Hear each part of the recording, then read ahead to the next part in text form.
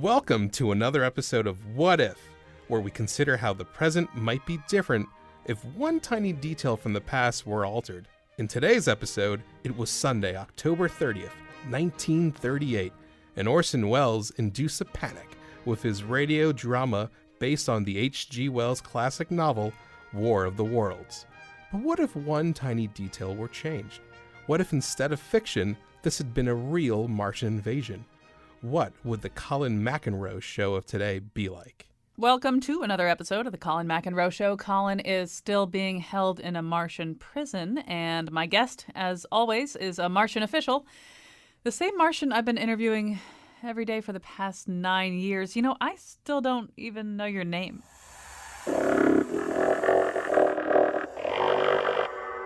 Yeah, no, I know. I'm a stinking, wrecking Earth pig dog, and you can barely stand to look at me. And I have no purpose other than to serve my overlords from the great red planet. Today, I thought we might take a trip back in time. When you first came here in 1938, Earth people feared that you were here to destroy us. Right, but I don't think anyone guessed that your plan was to keep us alive and use suction cups to slowly drain the life force out of us. You say it's better than our unfair capitalist system, which produced winners and losers. This way everybody loses, except you guys. Was that laughing?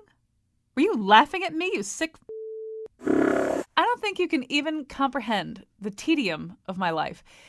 The show is essentially the same every day. Why can't we have any other guests besides you? Why can't we consider some interesting topics?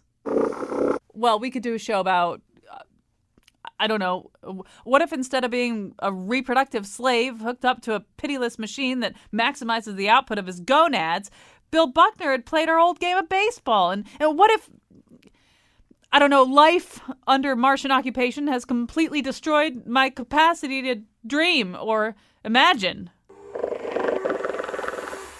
It's what we miss most, really. Our ability to dream about unrealized possibilities. That was our most precious asset. And most of us didn't even know it. Yeah, no, I know. I'm a putrid, rotting corpse plant, oozing fecal mucus. As if you hadn't said that a million times. Okay, I will, but first I have to say the name of the man whose show this is, a man who, in a weak moment, attempted to collaborate and collude with you tentacled fascists, but now rots in one of your unnumbered cells. Yeah, Colin McEnroe.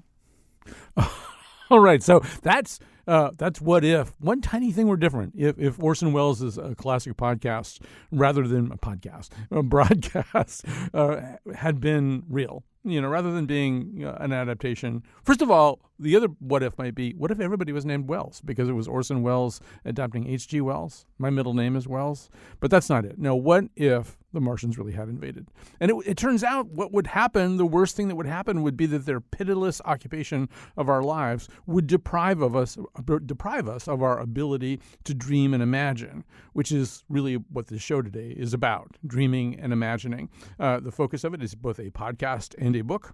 Upon further review, the greatest what ifs in sports history.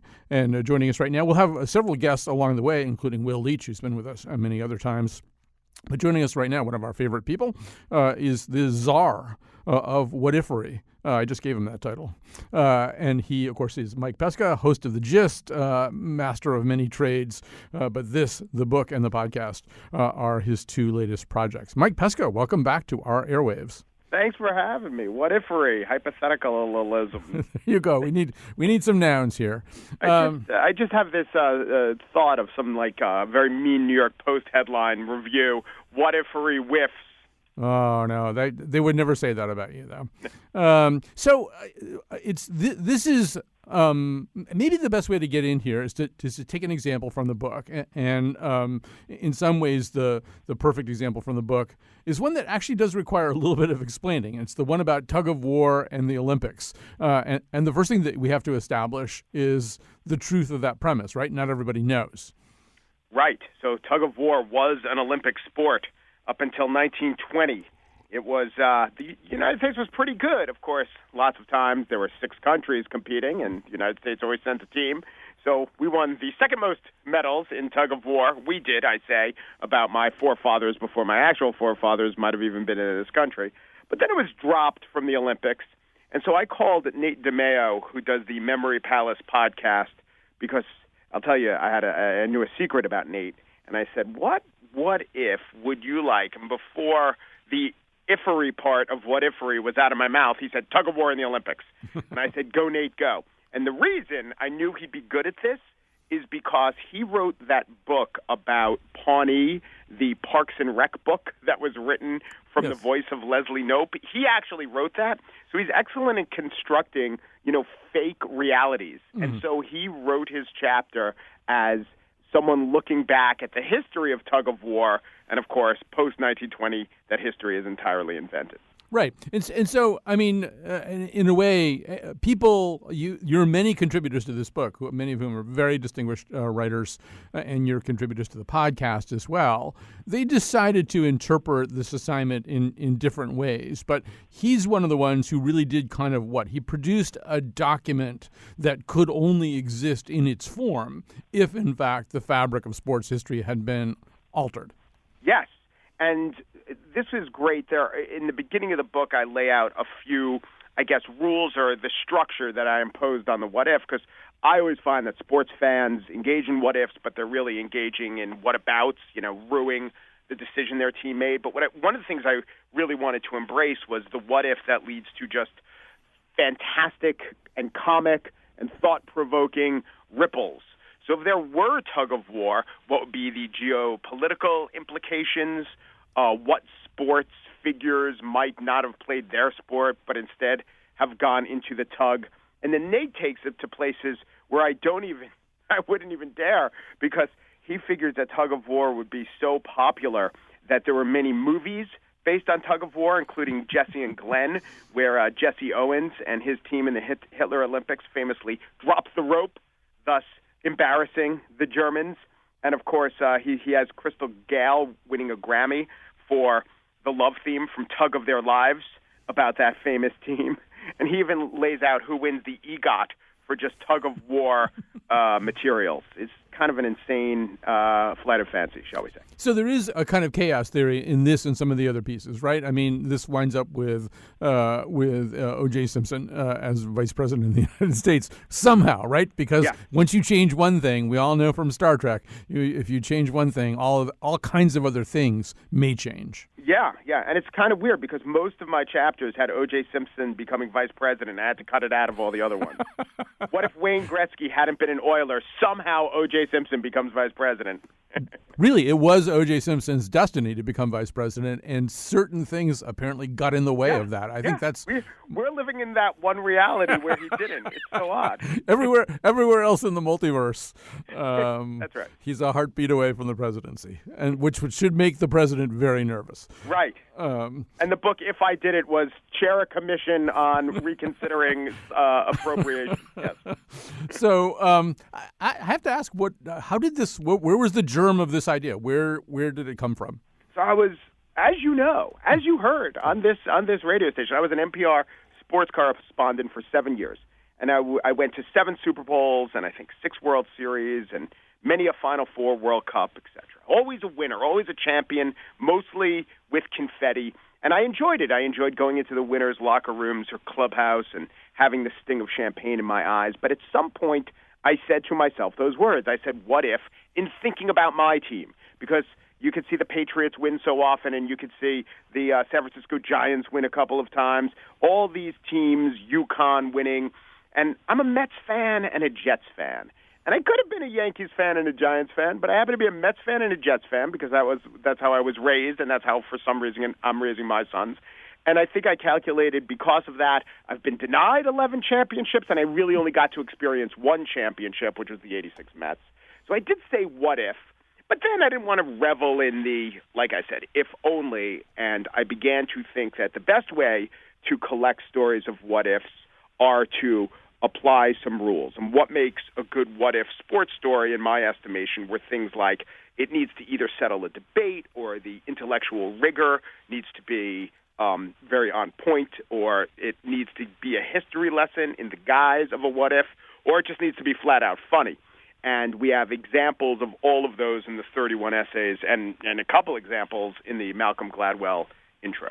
Right. And so I think we have to make that point that for somebody who is not familiar with this, it might seem as simple as, and by the way, every sports fan, I think, has some kind of fantasy. As a Packers fan, I have this idea that I'm going to go back in time somehow or other and get them to not draft Tony Mandarich, who's this steroidally pumped up, artificially inflated, very, very high draft choice on the offensive line when they could have had Derek Thomas or Barry Sanders. I'm going to fix this somehow. I'm going to show up in the general manager's office and explain this to them, and they're going to do the right thing, and life is going to be so much better. Like every sports fan has some version of that, but these essays are not entirely like that. And in many instances, in the final segment of today's show, we're going to highlight one in particular where the essay really is intended not to show how things could have been, but how things are. Yes, and for the most part, when I bring this up to people who are excited, who are sports fans, their eyes will light up, and they'll usually say something like, what if Michael Jordan were taken first by the Portland Trail Blazers? And I will say that is a totally legitimate thing to think about as a sports fan, but I couldn't escape the answer of, well, then the Portland Trail Blazers would have been great because they had Michael Jordan. Right. And they were pretty good without Michael Jordan, with, having blown their pick essentially on Sam Bowie. But with Michael Jordan, of course they would have been good. Where's the chapter? You just could superimpose or Photoshop a Blazers jersey on Jordan. That's a cute visual. But, where does it go from there? Where are the ripples? So almost all of the chapters are not about that one missed play, but they're more about, society or humor or history. So we have A Blimp Full of Money Exploding Over World Track Headquarters by Paul Snyder, and that's an exercise in somehow let's have a conceit where we put track and field at the center of American sport, because it could have happened, and how things would be different. Or we have a faux memoir by Stephen Fatsis, What If Bucky Dent Hadn't Homered Over the Green Monster in '78? So the short answer is, well, the Red Sox win then. But it's his execution and his idea of what the ripples would be. For instance, Good Will Hunting is not about an MIT math guy. It's about a guy who works at the Hunts Point Market in the Bronx. So there's a whole category of literature. We did an entire show about it a while ago called speculative fiction, which turns out to be, basically 400 novels and short stories about what would happen if the other side had won World War II, 85 books and short stories about what would happen if the Civil War had come out differently, and four other things. I don't know what the other four things are about. What if the Canadians had succeeded in burning down the White House in 1812? Right, something like that. So, and that's a different thing. There's a way in which sports kind of screams out for this kind of tinkering and dabbling. But what is it about sports that makes it? Is it just that it's kind of a safe place to experiment? It is. Yeah, it's a petri dish. It's a place for experimentation.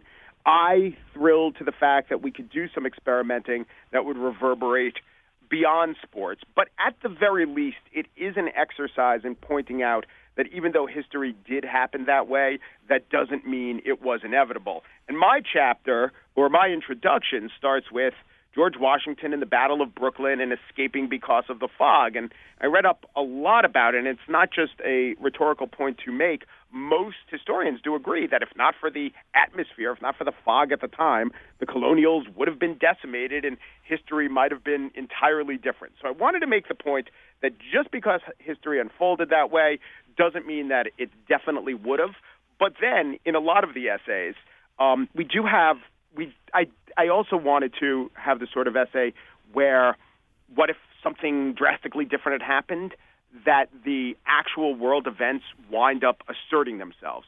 So in our What If Billie Jean King had lost to Bobby Riggs essay, I don't want to give too much away, but the author, Wayne Coffey, asserts, guess what? She would have come back to win because there was no keeping Billie Jean King down. And it's well reported and it's a history lesson. But I think that is an apt conclusion. So just because history isn't inevitable doesn't mean that one ripple would have changed everything. And I think about the election, and I think about the word overdetermined, and I think about we like to play what ifs with either Comey or visiting the upper Midwest, or I just had James Clapper on the show, Russian interference, and everyone said, you change one of those variables, you change the whole election. Yes, but I don't know. I don't know if that's necessarily true. It seems to be that, there are many instances in history which happened because, not that they were preordained, but there were real strong reasons for them to happen. We're talking to Mike Pesca, the book and the podcast. It's a book and a podcast and a breath mint. It's called, upon further review, The Greatest What Ifs in Sports History. Listening to the podcast, I find myself thinking that I need to write a what if essay called What If Robert Siegel Really Retired?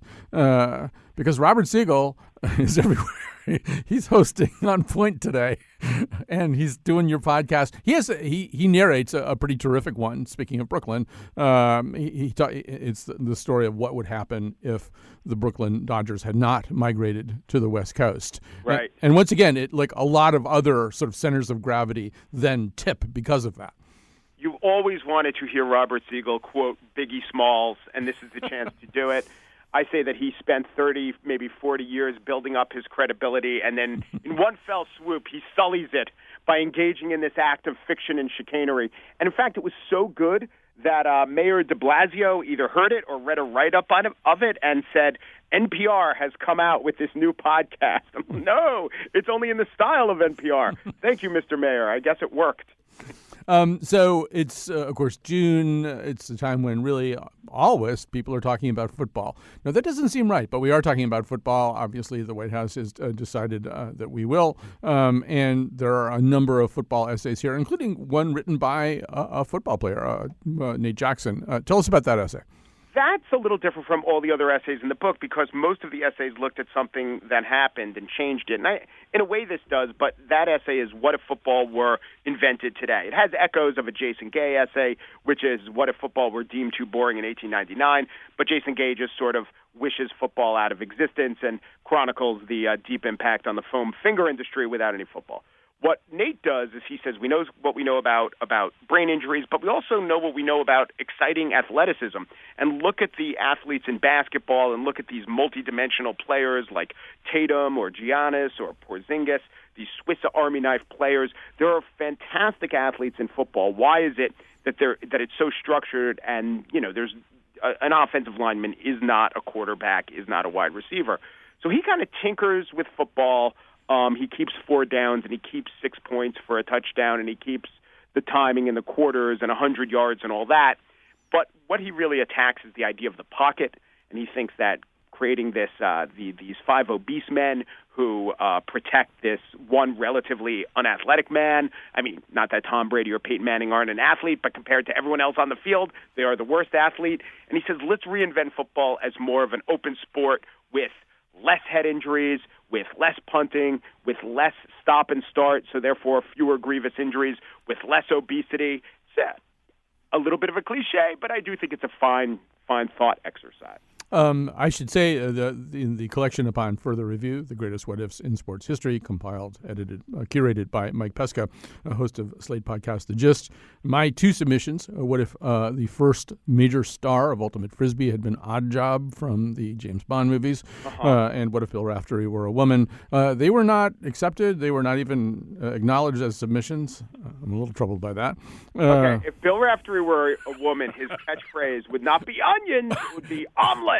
Well, that's what I was thinking. Can I just say that about? I've wanted to say this for a while. Here in 2018, and we've got the Me Too movement, and we've got all kinds of things like this, and change sensibilities. I think it's time for Bill Raftery to stop talking about the onions of young men who play college basketball. I mean, their onions are really none of his business. He is. I love Bill Raftery, and we all love Bill Raftery. But maybe you're right. Maybe you're right. Maybe we just have to assign him some NBA games and his WNBA games, and his creativity will peek through. Right. I just it's that particular expression had its time. There was an appropriate moment for it. So one of America's most distinguished and beloved sports writers is Jesse Eisenberg. No, but he is in this book, and he the actor Jesse Eisenberg. I happen to, for very weird reasons, like the Phoenix Suns. So I was quite excited to see that there was going to be something that would redirect the destiny of the Phoenix Suns, besides the fact that they'll probably draft DeAndre Ayton in a few weeks. But I didn't really get what I wanted, but it was very funny. Maybe you want to just sort of tease the Eisenberg thing a little bit without wrecking it too much. Yeah, well, one tease is the cover of the book, which has Charles Barkley in a Suns uniform holding the NBA, the Larry O'Brien trophy. Mm-hmm. And I can tell you, we debated who would be the best person to Photoshop into either the Larry O'Brien trophy or the Vince Lombardi trophy. And it was either Dan Marino holding the NFL trophy, which he never did, or Patrick Ewing or Charles Barkley holding the O'Brien. And we said it had to be Barkley just because I guess there was a very similar shot of him holding the MVP for the All-Star game. That said, Jesse does an essay where he remembers himself as a 12-year-old having written a fan letter to Dan Marley because he idolized Dan Marley, and what 12-year-old wouldn't at the time? And for NPR listeners, we have to say that Dan Marley was, sort of a above-average white Phoenix Suns basketball player who played very hard-nosed defense and averaged about 13.9 points a game. I don't know. Somehow or other, we have to put Dan Marley in the minds of people for whom he may remain an abstraction. I sometimes forget that not everyone knows Dan Marley, just like not everyone knew in Something About Mary that Brett Favre's name was not pronounced Favre. Right. The layman might say Dan Majerle, who is this guy? But he is Dan Marley.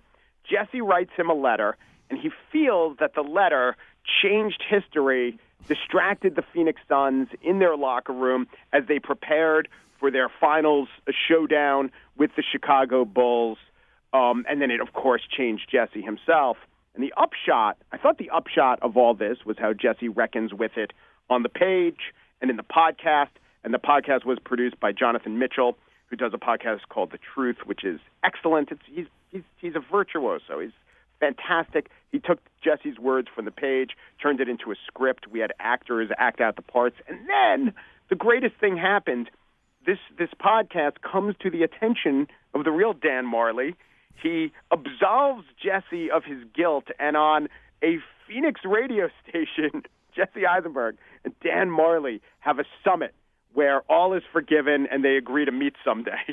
Right. There's a lot of that goes on anyway. We have to take a break here because Will Leach is ready to join us. But, I mean, last night at Fenway Park, well before the crowd showed up, I believe, Kirk Gibson and Dennis Eckersley sat side by side in the stands having a protracted conversation about one of the most famous home runs in history, which Gibson was obviously eager to talk about and Eckersley was surprisingly willing to talk about. But that kind of thing, I mean, athletes kind of like that stuff, I think. I mean, yes. At least certain kinds of athletes. Yes. Although I will say the Marley-Eisenberg meeting had far less facial hair than the one you're describing. All right. So we're going to take a break. We're going to go bring on Will Leach, and we're going to talk more about What If. What if things were different? What do you really think? Do you really ain't anything? What if things had changed? I mean, I'm a positive person, but I don't really know. What if things were different?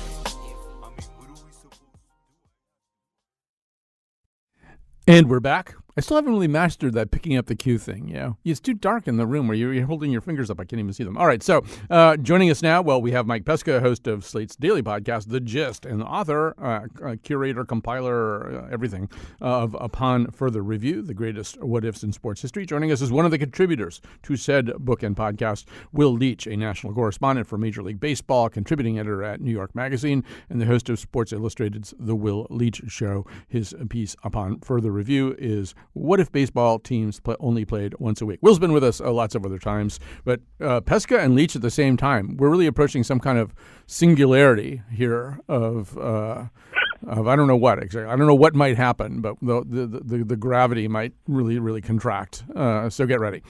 Will, welcome back to our airwaves, and say hello to your friend Mike. It is an honor. I'd like to take this opportunity to haggle with Mike over some rights issues. I think this is probably the right time to do it. Right. Well, you just give us a second. Okay, fine. We'll talk about the book. Right.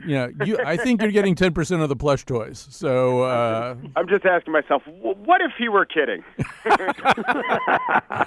So, Will, I would count your essay as one of the essays that, although it explores things being different, it's really a commentary on how things are.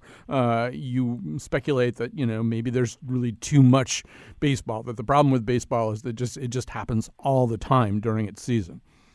Yeah, I don't know if I would argue that it's necessarily a problem as much as, one of the things that's very frustrating for me as someone that is baseball first is when people that make the arguments are like, oh, well, football is our greatest sport because look at the television ratings. And I've always noted that, well, one of the reasons the baseball ratings are not so high is because baseball is not meant to be an event. Football, by definition, is built to be event programming. In baseball, it's like a river.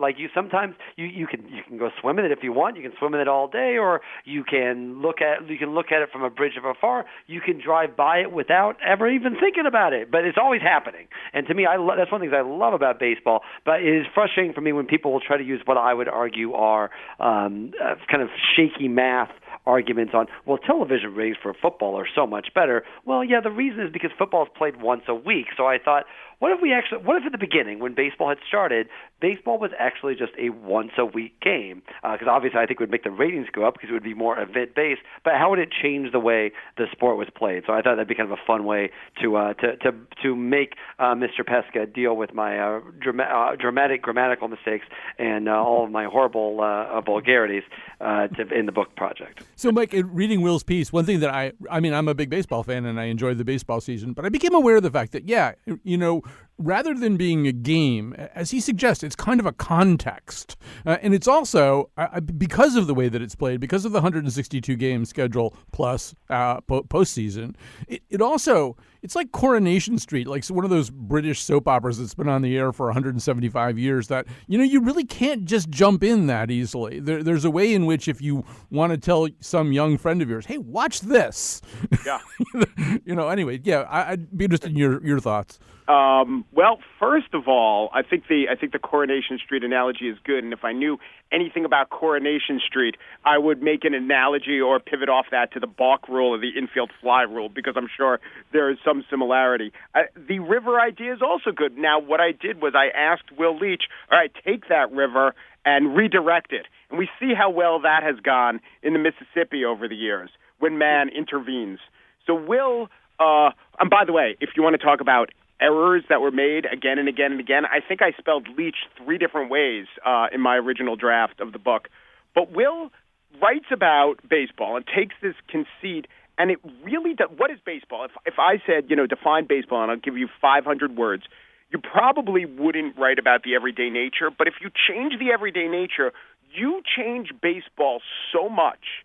You change what baseball means and how the positions are filled and the place it has in our imagination to such a degree, it's almost unimaginable. But it is imaginable, and Will imagined it. And so Will, what are the things, to Mike's point, you imagine that each team would have a starting pitcher, and then 2 lefties in the bullpen, 2 righties in the bullpen, and a closer, so that every time the Red Sox played, it would be Chris Sale versus CC Sabathia, or whoever those two, or maybe because of somebody else's essay, O.J. Simpson would be a pitcher now. I don't know. I've really lost track. But Will, you talk a little bit more about how you think the game would shape itself differently around this idea. Yeah, I feel like that's kind of the primary way, right? It would basically turn the starting pitcher, into the quarterback. Like certainly every time you see an NFL game broadcast, it's always Tom Brady against Aaron Rodgers, Patriots versus Packers. But it's very rare you see that in. And basically, if you had the starting pitcher do that, they'd become that person. They would become the most important part of every single game and the single selling point of that entire team. And so I think what it would do is obviously it would make rosters smaller because you wouldn't need all those players. I also think it would increase the importance of sluggers because one run now means so much more. The same way that if someone can go through a slump and you can bench them here, but like it was just one game, because the idea is that you don't just play it weekly, but you actually average. I think came out to 18 games to what the NFL season would be. So all of a sudden, one game, whereas Major League Baseball now it's only 1/162nd of a season. So the fact that my Cardinals are ahead right now, and they are, doesn't actually mean that much because there's a long way to go in the season. But if this were 1/16th of a game like the NFL, every game would be based you'd want that home run here. Home runs would be of a much more important aspect because they're so hard to get. You're facing the best pitcher every time. That would be a larger issue of it. I also looked at not just the gameplay aspect, but the way the game would be promoted and the way the game would be televised. So I think that is the argument that people always make for the NFL. It's such a big event. We all come around. We all come out and tailgate all day and watch the game. Whereas baseball, guys, there's like 7 baseball games going on this exact second, and no one has noticed. That's what baseball is. Baseball is always happening in that way. So if you switch baseball into an event-based thing, it not only morphs the sport, it morphs how we even talk about the sport. Every game becomes this thunderous life and death thing. I wonder if the game would become more inherently physical and maybe even more violent because they have 6 days to recover. It's not the grind the way that baseball is now. So it's just strange to think that a sport is supposed to be self-contained. It's supposed to be its own thing. But simply by changing how often you play it, you change the game pretty dramatically. See, Mike, I think your next spin-off here is going to be sort of a Mike and the Mad Dog type call-in sports talk show where people call up and argue over, like, Will's premise and say, no, Giancarlo Stanton, he wouldn't be worth as much because he strikes out too much, you know. And then somehow we decide who's right and wrong. But what Will is saying, think about it. Now, he made the comparison to football. Think about if football were like baseball and instead of a quarterback, if there were a rotation. I mean, in baseball, there are guys, pitchers with an ERA in the high 4s who aren't very good. But, you only have to be one of the 120 best starting pitchers to be guaranteed a job. But with football, if you're the 38th best quarterback, or in the case of Colin Kaepernick, better than that, if you're the 48th best quarterback, you really don't have a job. So how we're defining the person who has the ball and does most of the action and who we're giving that responsibility to is totally different in the two sports and totally because of how often the sports are played. I think, Will, one of the observations that you made that I hadn't thought that much about is that baseball is in many ways the most physically demanding professional sport, not because it has the kinds of collisions or high-speed sprints and stuff like that you might see in football or basketball, but because it goes on for so long, because there's no relief. Yeah, particularly now. I think the days. I think it's worth noting that when you talk to old players in the 70s and talk to them about steroids, they say, "Oh, we would never use PEDs. We would never PEDs."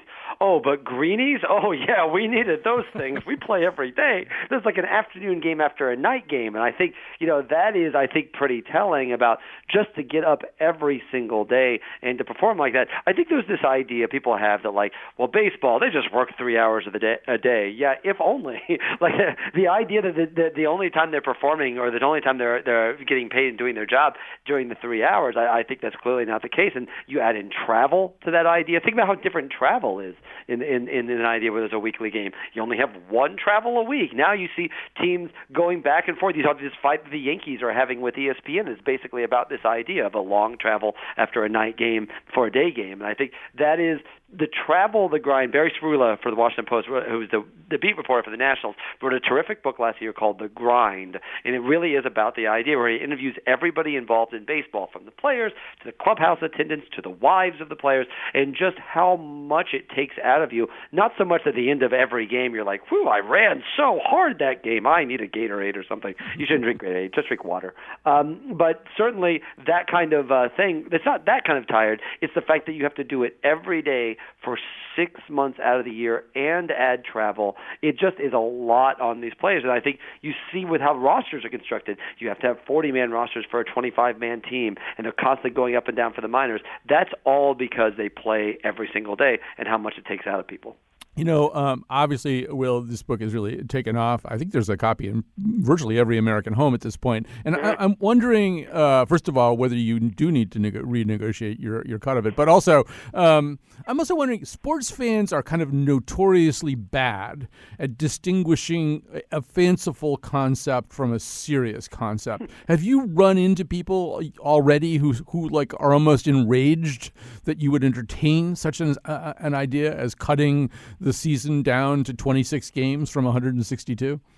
Well, yeah, one of the people that is enraged by this idea is me. I would hate it if baseball were like this. I actually end the essay, spoiler alert, but I actually end the essay with the idea like, wow, this would be absolutely terrible and represent everything I didn't like about baseball, which is actually kind of the point, right? As someone that defends baseball against football, I would argue a lot of football's inherent advantages in the American marketplace are not because it's a better game or a more fair game, certainly not because it's a safer game, but just because the way that we kind of artificially inflate events and spectacle happens to benefit this game that I would argue is inferior.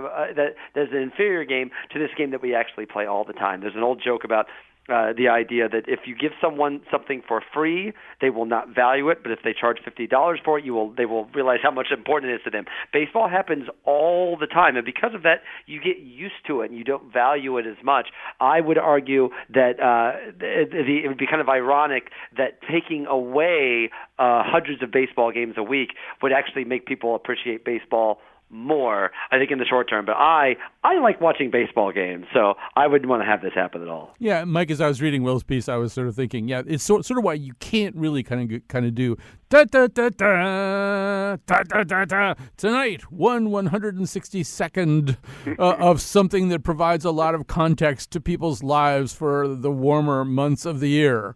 Yeah, it's baseball night in America. Guess what? It's always baseball night in America. But I wanted to note that Will, who loves the pace of baseball, I assigned him the baseball essay, and he concludes it by saying, I'm glad it's not like what I portray. And Paul, who wrote my blimp full of money and the world track essay, says, I kind of like track being this little obscure thought. But one of the great joys of this was so I would talk to my competitors, hello, I would talk to my contributors, I've got sports on the mind, and some alchemy would occur. And as Will was saying this, I just had this idea, this theory. So baseball was America's game in the 70s and 80s, and now football's America's game. Yeah, our drug of choice in the 70s and 80s was a stimulant, right? That was like greenies in baseball and cocaine in the 80s. And now our drug of choice as a nation is an opiate, which is a painkiller, which is analogous to the drug of choice in the NFL. I don't know. If sports is a drug or a distraction for the masses, it strikes me as notable that the sports we like somehow mirror the drugs we like as a country.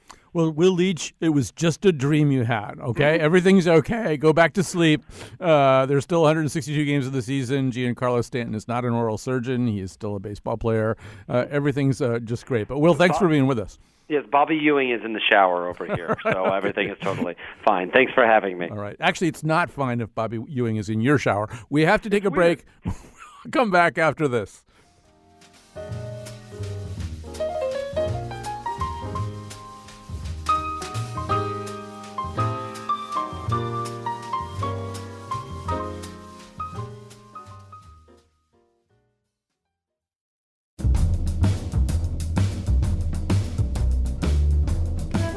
What if dolphins took over public radio? The credits would sound like this. Amanda Fish would get eaten. The part of Bill Curry would be played by... Really? Him? I've seen his work, and I doubt he has the dramatic range. Also, terrible herring breath. On tomorrow's show, the Nose will look at America's greatest renewable resource, wrongful convictions that can be turned into podcasts. And now... That's how they say my name. I hate it. I hate the way they say my name. All right, our final conversation today is going to be about, I think, maybe my favorite essay in this book. And before we even introduce the guest and writer who goes along with it, I'm going to sort of remind you of what things were like in 1999. So these players played a full 90, most of them, then another 30. So you're looking at 120 minutes in intense heat and pressure. And now, the biggest pressure of their lives. For most of these women, maybe all, their most important penalty kicks ever. As Brandi Chastain strode to the penalty box, it was as if the whole country was holding its breath. I'm not sure of the word, but it was just such a heavy moment. Look at the faces. And the feeling was, I think, the future of women's soccer depends on the outcome of this game. Chastain will take it. Chastain set down the ball. And as I put the ball down and I looked up, there was the goalkeeper standing in front of me, and kind of like two boxers in the middle of the ring. She literally psyched me out. She totally gave me like a smile and a wink, and I was like, that's the weirdest thing that's ever happened. Then she started her run.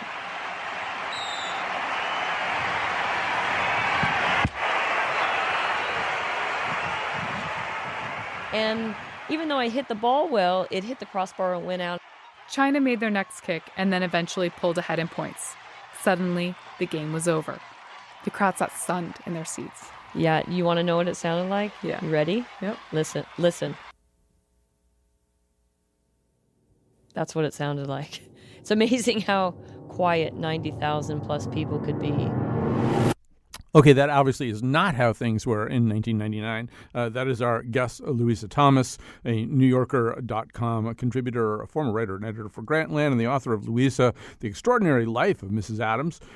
She wrote a piece in Upon Further Review with Mike Pesca. We shouldn't write it with Mike Pesca, but Mike Pesca is here with us right now, is what I'm trying to convey, called What If the 1999 U.S. Women's National Soccer Team Had Lost the Women's World Cup? You're just hearing a clip from the 4th episode of the Upon Further Review podcast, where Louisa and the actual Brandy Chastain play out this idea. First of all, Louisa Thomas, thanks so much for joining us.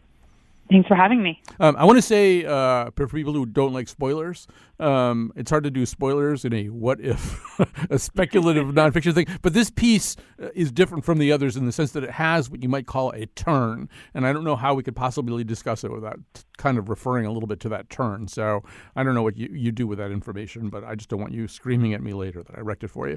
First of all, I guess the first question I want to ask Louisa is, you or somebody recruited Brandy Chastain to play out this scenario in the opposite way from how it happened. How open was she to that idea? Well, actually, we did a little fudging. If you listen to the rest of the podcast, we actually reveal that she was talking about a different moment in that time. And we replay that, replay that moment. She was actually talking about she had missed a penalty kick against the Chinese goalkeeper in a previous tournament in the run-up to the World Cup.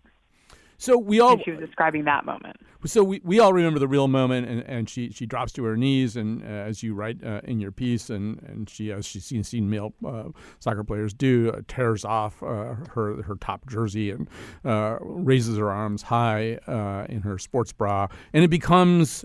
I hadn't known this until I read your piece, but it's in its presence among iconic sports photographs. This is what I mean. Give us kind of a sense of how big an image this really is. I believe that Sports Illustrated conducted some kind of poll about its most famous iconic covers, and this came in second after the Miracle on Ice photo. So that's pretty high up there. Right. I just want to say, first of all, this whole moment changed my life in a way, because about a year later, I was in a pickup soccer game, mainly with a bunch of kids, and I was trying to illustrate my mastery of the Mia Hamm cutback. And you know how when you're doing that, Mike, you yell out the name of the person that you're printing. You're like, LeBron James, as you do this thing. So I yelled Mia Hamm as I did this cutback, and I completely severed the tendon which connects my quadriceps to my kneecap. Ooh, that's a bad one. Yeah, it's a really bad one. That is because you mocked the goddess. Right. She was offended. Right. Yes. I aspired to be so much more than I really was, little worm that I actually was in life.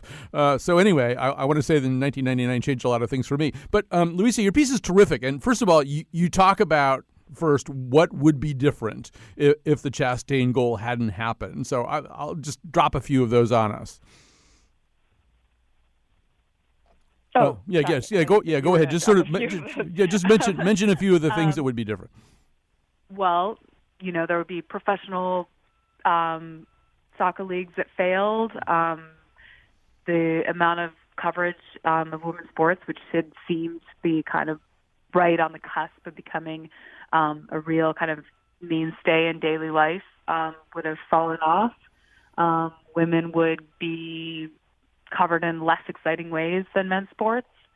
And there would be a kind of ongoing struggle for respect and equality in the larger public consciousness.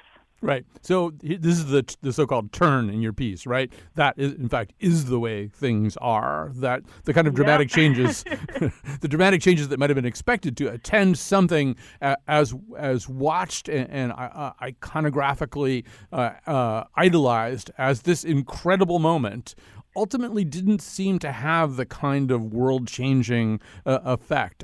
Can you talk a little bit more about that, Louisa, about sort of how you process that? Sure. I mean, when I began this essay, I didn't expect that this is the way it was going to go. In my head, when I said that I would do this, I sort of imagined what I think most people imagine, which is that I was going to, do some research and realize that it was this kind of huge turning point in the history of women's sports, because I think that's how we generally talk about it.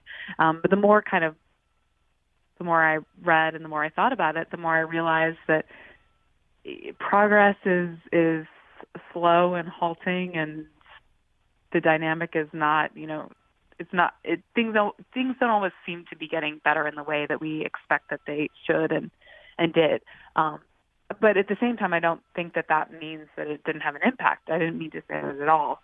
But it wasn't, quite the huge, flipping point that I think I had expected going into this project. Right. I tried to write my own version of this particular essay 4 or 5 times, and it just kept ending with Michelle Akers and I settling down together. I couldn't really get much further than that in my own imagination. But I do want to say, Louisa, that in a way, I sit right now in kind of a third part of the multiverse where, in fact, things are different. It's a magical land called Connecticut. It's called Yukon. I mean, here everything is as one might have hoped. I mean, women's sports are talked about absolutely on a par, if not one rung above, men's sports, and are talked about with great animation. It's just the other 49 states, right? It's funny because, whenever you write something, you're always worried that you're sort of overstating the case. Maybe like actually things are totally great. And then we posted a link to this podcast, and tons of these comments have been like, "Oh, women's sports sucks. Who cares?" And you're like, "Well, okay." Well, anyway, there is a way in which things can be better. I don't know, Mike, how does the piece sit for you within this collection? It really is kind of the one, it really does have this terrific little surprise turn in it, right? Yeah. Well, especially since the original conceit was, what if when Brandi Chastain ripped off her shirt, she had a Ben Affleck-like back tattoo? that wouldn't have been as good. It's fantastic, and working with Louisa was fantastic, and getting her to do episode 4 of the Upon Further Review podcast was so good. And to illustrate that, we worked on the print piece, and then we worked on the podcast, and then I listened to the podcast, and I said I have to do sort of a post-podcast Q&A with Louisa just about this idea of progress. And in our Q&A, I essentially asked, is it bad if we have this idea that was the moment when everything changed, when that is not how history worked? What are the consequences of holding on to a myth of the tipping point moment from which we never go back from? And since Louisa is a historian as well as a sports writer, she gave some great insight and context as to that. Well, we have to stop there. But first of all, we have barely scratched the surface of this book and the podcast series, too, Upon Further Review, The Greatest What Ifs in Sports History by Mike Pesca. So great also to have Louisa Thomas here with us for the final segment. Since the Dolphins didn't really do a very good job, I'm not talking about Dan Marino anymore, but the actual Dolphins, I should say that Jonathan McPants is the person who produced this podcast, and Kyone Wolf has been on the board today, and lots of other people, I'm sure, have helped us as well. Thanks to everybody who did. We'll be back tomorrow with The Nose. And I should say, last night was Larry Wilmore night in Hartford. He and I had a terrific time at the Mark Twain House. We're hoping to put that together as a really fun show for you next week.